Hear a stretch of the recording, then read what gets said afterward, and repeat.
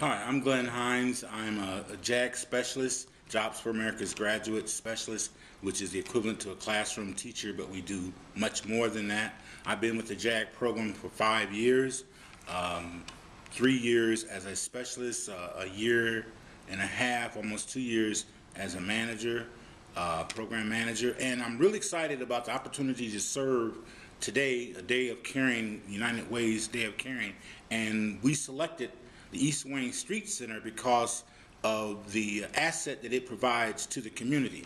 I grew up right down the street at 1319 East Wayne Street since 1962, so I've seen the East Wayne Street Center grow and develop under the able leadership of a number of executive directors, and most recently Mr. Horn is working with us and our young people today to make sure they get an experience what it means to give back.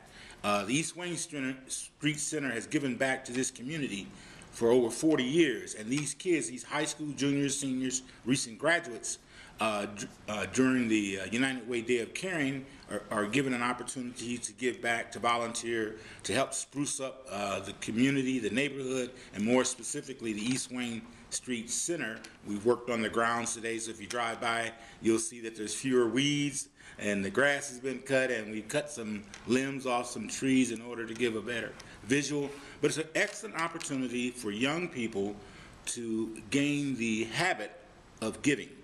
Obviously, this generation is right now, give it to me, and we're trying to, through the JAG, Jobs for America's Graduates program, is to teach young people the importance of community volunteerism, how to give back, when to give back, so that when they do attain, and one of the standards we ask them to attain is graduation. We ask that if they don't go on to college, which we prefer that they do, that they get gainful employment, and above all, that they become positive, contributing citizens to this community or any community they so choose to live in for the balance of their life experience. And one of the experiences by having them volunteer is to see that this agency, the East Wayne Street Center, gives back through a number of programs. So that's why we wanted them to know there's assets throughout the community, and they help those who are in need, as the East Wayne Street Center has done for years. And they need to understand that that agency, that asset for this community, is available to anyone that's in need. The other thing that it gives them a chance to do, which we've talked about, is in terms of looking at careers. Very few of our students today, and we have about 270 JAG students, but very few of them say they want to be teachers, or they want to be counselors, or they want to do early childhood development. And we think that by having them come here today, East Wayne Street Center, and find out a little bit about what the agency provides, it gives them, oh, by the way, I can put a name, a face with that name, East Wayne Street Center, Executive Director Horn, and they can then, as they look at options, they can look at the East Wayne Street Center as a possible future employer, or more importantly, an agency that they could support. If they go off to law school and make a lot of money, they can then become a contributor to help make these programs possible, because none of the funds that is received for East Wayne Center are manna from heaven. They just don't drop out of the sky. You have foundations and corporations and individuals who make those contributions, and we want to make sure that young people understand that that's part of maturing and being an adult, being a gainfully employed, of course, getting a degree in college, but more importantly, giving back to that community which provided you the opportunity to matriculate from high school, college, or what have you. So I'm just excited to be here. I think it's a pleasure to have met you, Mr. Horn. I think, you know, having lived on Wayne Street, my mother still lives there, 1319 East Wayne Street, knowing from a community-based standpoint the value that it is to have such an asset in our community. I applaud you and the East Wayne Street Board and staff for the outstanding job that you do. Well, thank you, Glenn. And I wanted to also ask you one more question. And being a community leader that you are, why is this a passion for you? Why is working with children a passion for you?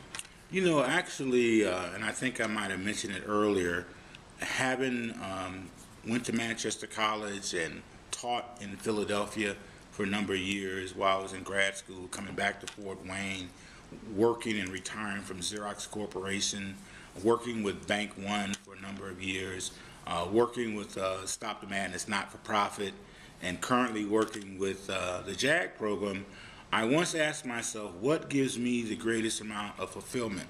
When you wake up in the morning, you feel energized. You don't say, oh, I gotta go to work. You say, okay, what can I do today that's gonna positively impact the community?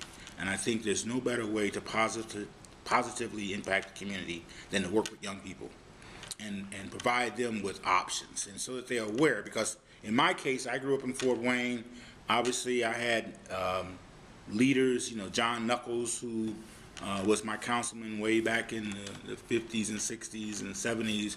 A number of educators that I looked up to, Miss Adams, Miss Verna Adams, who was very instrumental and lived in the community, and we could stop by and talk to her. Bob Wilkerson, who was the Urban League director back in, you know, the 60s and stuff of that nature. So we had a number of leaders, and I've always said, when I got to that point in time in life, which is now, that I could provide some kind of leadership and some kind of positive impact to the community, one, but more importantly to young people.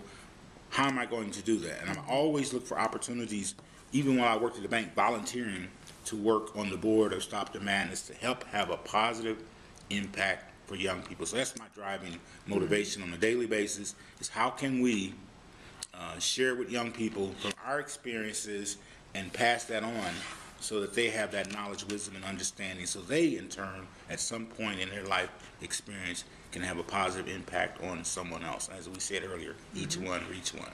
Well, Glenn, you have made a great impact on our community, and you continue to do that.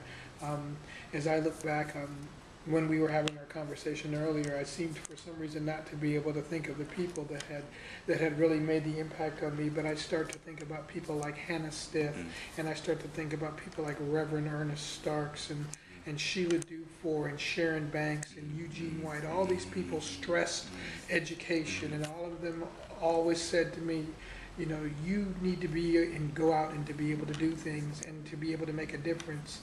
And you need to be one of the people that the people in the community see. Well, Glenn Hines, you're one of those people in the community that people see, and we're proud of you. And you have my thanks and admiration for not only what you do, for what you've done here today, but for what you do every day. Thank you for your contribution, and let me know any way we can ever work together again. Okay? Absolutely. Thank you. Thank you, sir. My pleasure. All right. All right.